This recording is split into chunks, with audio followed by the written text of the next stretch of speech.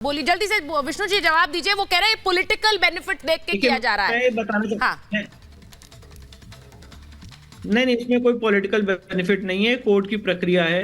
Court किसी political party के आधार पर नहीं चलती है। कोर्ट एक इंडिपेंडेंट बॉडी है जो अपनी इंडिपेंडेंटली काम करती है। जवाब साहब ने यहाँ प्लेसेस ऑफ वर्शिप एक्ट की बात कही। मैं ये कहना चाहता हूँ इनको बड़ी संजीदगी से, प्लेसेस ऑफ वर्शिप एक्ट तो हमारे पक्ष में लागू होता है। वहां पे पूजा, आप थोड़ा डेट इसको नोट करिए। प्लेसेस ऑफ वर्शिप एक्ट आया है जुलाई 1991 में। यहाँ पे पूजा हो रही थी नवंबर 1993 तक। सेक्शन 3 क्या कहता है जवाब भाई प्लेसेस ऑफ वर्शिप एक्ट का? कि जो जैसी स्थिति है उसको वैसे ही रखा जाएगा। तो स्थिति बदली किसने? सेक्शन 3 का वायलेशन किया किसने? सेक्शन 3 का वायलेशन किसने किया? प्लेसेस ऑफ वर्शिप एक्ट को अधूरा पढ़ेंगे क्या आप? सेक्शन 3 को देखिए। मैं आपसे रिक्वेस्ट करूंगा, आप बहुत ही लर्नेड आदमी हैं, सेक्शन 3 को देखिए जिसमें लिखा हुआ है कि एक्ट आने के बाद जैसी स्थिति चल रही वैसी चलेगी। तो जो स्थिति चल रही थी उसको क्यों बदला गया? नहीं तो फिर आप क्लेम छोड़ेंगे और एक बार मैं और लोगों को फिर और जगह पे क्लेम एक सेकंड और जगह पे क्लेम छोड़ देंगे आप। एक और जगह पे फिर आप क्लेम छोड़ देंगे ना? मैं बता आप और जगह पर क्लेम छोड़ देंगे। मथुरा और काशी में भी यही है। मैं सूर्य मैथिल जी की बात कर रही हूँ। एक मिनट, सूर्य मैथिल जी वो सीधी सीधी बात बोल रहे हैं कि वो कह रहे हैं कि अगर आप उठकर अगर आपने अब क्लेम करना शुरू कर दिया, पूजा का अधिकार मिलना ये एक बड़ी बात है। उन्होंने कहा इसे जीत हार के नैरेटिव मत बनाइए। क्या जीत हार के नैरेटिव से दिक्कत है? धन्यवाद सुचाइता जी। पहले तो एक बात कि इसमें कोई जीत और हार का प्रश्न ही नहीं उठता। यहाँ तो आस्था का प्रश्न उठता है। क्योंकि 1993 तक जब हमारी श्रृंगार गौरी माता की वहां पे पूजा होती रही, उसके बाद राजनीतिक तुष्टीकरण की जो स्वार्थ के कारण तत्कालीन सरकार ने वहां पर किसी लिखित आदेश के बिना बैरिकेटिंग कराई, वहां पर पूजा को रुकवा दिया। और आज कोर्ट में जब ये चीज प्रूफ हो गई और उसके बाद अधिकार दोबारा से सनातनियों को मिला पूजा करने का, तो इसमें जीत हार का प्रश्न नहीं उठता, यहाँ आस्था का प्रश्न। दूसरी चीज, ये बोल रहे थे संविधान की बात, ये प्लेसेस ऑफ वर्शिप एक्ट की बात बहुत बार लेके आते हैं। ये लेके आते हैं संविधान, जहां इनकी जरूरत होती है ये अपनी राजनीतिक आवश्यकता के अनुसार हर चीज को सेट कर लेते हैं। क्या CAA संविधान से नहीं आया था? क्या किसान आंदोलन, किसान जो बिल थे वो संविधान से नहीं आए थे? क्यों ये विरोध कर रहे थे? जब बिल को संविधान से आए थे और संसद से आए थे तो आप क्यों विरोध कर रहे थे? और मैं ये बताऊं कि नहीं, मैं एक बात बताऊं, 2-3 दिन पहले हम जब CAA पर चर्चा कर रहे थे तो कादरी साहब भी हमारे साथ थे और उन्होंने कहा कि इसको लेकर एक भ्रम नहीं फैलाने की कोशिश करनी चाहिए। अब मैं कादरी साहब आपसे पूछ रही हूं, यहां पर कुछ मौलाना है जो कह रहे हैं कि यहां एक समाधान निकलना चाहिए, मिल बैठकर बातचीत से ज्ञानवापी के लिए। अयोध्या के बाद ये बड़ा संदेश आ रहा है। कादरी साहब देखिए, जो गौरी श्रृंगार की पूजा के लिए जो काम हिंदू पक्ष की तरफ से किया गया था, आज कोर्ट ने उन्हें उस बात की इजाज़त दे दी जो 1993 तक वहाँ पर पूजा हुआ करती थी। और एज पर 1991 वर्शिप एक्ट उनको रोकना गलत था, ये मैं आपसे कह रहा हूँ। क्योंकि पहले से वहाँ पूजा होती आई थी, पूजा हो रही थी। 1993 में एक पॉलिटिकल स्टंट लेते हुए वहां पर जो भी सरकार थी वो सरकार ने उस पूजा को रोका और एक नए विवाद को वहां पर जन्म दिया गया।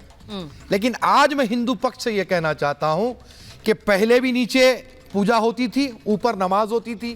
सर प्लीज, नीचे पूजा होती थी, ऊपर नमाज होती थी। आज आपको परमिशन मिल गया पूजा का, तो अब आपको फौरी तत्काल ये चाहिए कि सारे ज्ञान व्यापी से आप विड्रॉ हो जाए और पुरानी कंडीशन बरकरार रखे। आप नीचे पूजा करेंगे, हम ऊपर नमाज पढ़ेंगे। सुचाइता जी, मैं पूछना चाहता हूँ, बहुत जिम्मेदारी से कादरी साहब ने बहुत अच्छी बात बोली कि उस समय में वो गलत था। तो मैं आज बहुत जिम्मेदारी से यहाँ पूछना चाहता हूँ, आप राष्ट्रीय चैनल पर स्वीकार कर रहे हैं कि सनातनियों के संग गलत हुआ। 1993 तक वहां पूजा होती थी और बिना किसी आदेश के वहां से पूजा रोकी गई, बैरिकेटिंग की गई। सुन लीजिए ना कादरी साहब, सुन लीजिए ना, मैं आपके बीच में नहीं बोला। देखिए, यहां पर आपको स्वीकार करते हुए मुझे बहुत साधुवाद दे रहा हूं, लेकिन आप मुझे यह बताइए कि जब कोर्ट ने आदेश दे दिया, विष्णु शंकर जैन जी ने इतनी मेहनत की, सभी सनातनियों ने संघर्ष किया, उसका रिजल्ट आया। जब ये रिजल्ट नहीं आया था तब आप झंडा लेके क्यों नहीं खड़े हुए कि हिंदुओं को उनका अधिकार मिलना चाहिए?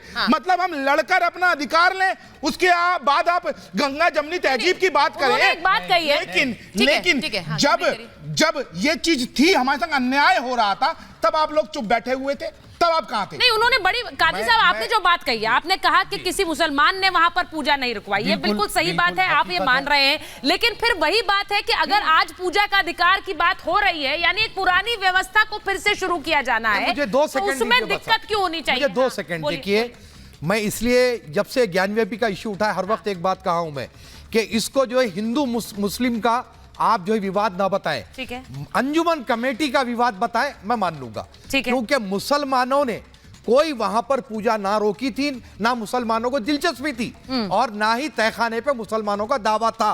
ऊपर नमाज होती थी, नीचे गौरी श्रृंगार की पूजा होती थी। हाँ। और मैंने ये कहा, कई बार कहा, तो आप क्या ये कह रहे हैं कि आज भी ज्ञानवापी का मुद्दा सारे मुसलमानों से जोड़ा नहीं जा सकता है? सुनिए, उनको इससे कोई जुड़ाव नहीं है, इसे बनाया जा रहा है कि मुसलमान से जुड़ाव है। हाँ, तो फिर तहखाने से जुड़ाव नहीं है, मैं ये बता नहीं, तो तहखाने से जुड़ाव नहीं है क्योंकि वहां तो पूजा हो रही थी, वहां पर आपका जुड़ाव नहीं है। आप भाई जो 93 तक आप जो करते हैं आज भी कीजिए। नहीं, तो फिर अगर इंतजामिया कमेटी, एक मिनट खाने पे दावा, प्रेम जी के पास जाऊं उससे पहले, हुकूमत पे दावा, ये गलत है। नहीं, विष्णु जी वो कह रहे हैं कि इंतजामिया कमेटी का इसको मामला बताइए, तो इसका सीधा मतलब क्या ये समझा जाए कि बाकी मुसलमानों से भी जोड़कर, वो भी तो एक पॉलिटिकल एंगल है। जवाब साहब, इस पर मैं आपसे जवाब लूंगी, बताइए जरा विष्णु जी, सारे मुसलमानों को इससे जोड़ दिया जाए, जो कि वहां पर शायद ज्ञानवापी का एक मुद्दा ऐसा है जो बनारस से जुड़ा हुआ था, लेकिन अब इसे पूरा हिंदू मुसलमान बना दिया।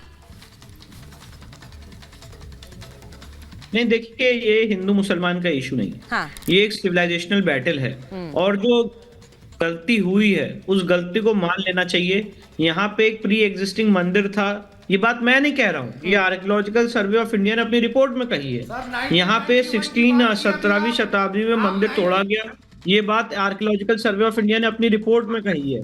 साथ ही साथ 1676 में औरंगजेब ने मंदिर के ही अवशेषों से इस तथाकथित मस्जिद का निर्माण किया। हिंदू मंदिर के पिलर का इस्तेमाल किया गया इस मस्जिद को रीयूज करने के लिए। हाँ। ये सारी बात आर्कियोलॉजिकल सर्वे ऑफ इंडिया ने कही है। विष्णु भगवान की मूर्ति, गणेश जी की मूर्ति, हनुमान जी की मूर्ति, अलग अलग देवी देवताओं की मूर्तियां मिली हैं। अच्छा, जो पश्चिमी दीवारों को मौलाना साहब, ये सारी बातें ऐसा ही नहीं कही। मैं एक चीज पूछना चाह रही हूँ, ऐसा कहना चाहता हूँ सर, गौरी श्रृंगार पूजा के लिए 1991 एक्ट का उल्लंघन हुआ, तो क्या अब आपका जो दावा ज्ञानव्यापी मस्जिद पर है, मस्जिद आलमगिरी पर है, क्या वो दावे का वापस ले लेंगे? क्योंकि वो भी उल्लंघन होगा ना 1991 का। आपको केस के फैक्ट्स बता देता हूं, सुन लीजिए। अरे सर, आप थोड़ा ऐसे अगर चीखें चिल्लाएंगे तो मेरी बात आपको नहीं आएगी। मेरी बात भी तो सुन लीजिए। आप स्टूडियो में हैं, मैं यहाँ से जुड़ा हुआ हूँ, तो मैं भी, तो मेरी बात तो थोड़ा सुन लीजिए। आपके घर मैं कहना चाहता हूँ, कोई हम केस वापस नहीं लेंगे, समाधान करेंगे इस बात का। अच्छा, ठीक है, मैं एक बार प्रेम कुमार जी के पास भी जाऊंगी। विष्णु जी, आप बात आगे रखें, मैं प्रेम कुमार जी से बात पूछ रही हूँ, मैं आगे की बात करना चाहती हूँ। प्रेम कुमार जी, इसका समाधान क्या है? इसका समाधान इसलिए पूछ रही हूँ क्योंकि जब राम मंदिर से, भव्य राम मंदिर से तस्वीरें आती हैं, वो तस्वीरें मैं चला भी रही हूँ, जरा स्क्रीन पर चला भी दीजिए।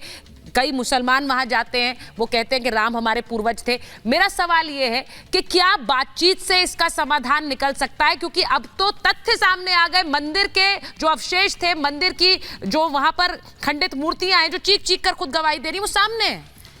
सुचारिता जी, देखना ऐसे होगा कि हमारा देश अतीत में बहुत सारी गुलाम रहा, बहुत सारे लोग आए, अंग्रेज आए, मुगल आए, उनका शासन रहा, हर तरह का शासन रहा, और सभ्यताएं बदलती रही।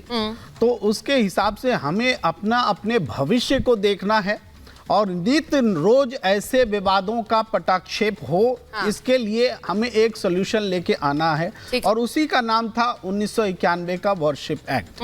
तो अब जो है हमारे पास ये चुनौती है कि नियमित रूप से हम क्या मुगल कालीन समय के जो भी कुछ चीजें हुई हैं उसको ही पुनः परिवर्तित करने में लगे रहेंगे, या अगर ऐसा है तब तो इस समाज में बौद्ध कालीन भी बहुत कुछ था, जैन कालीन भी बहुत कुछ था। तो हम कब तक इस लड़ाई को लड़ेंगे? क्या हम अपने भविष्य के लिए इन विवादों का खात्मा नहीं करें? आज अदालत में एक पक्ष के पक्ष में आया तो वो संतुष्ट है, कल ऊपरी अदालत बदल देगी तो वो नाखुश हो जाएगा।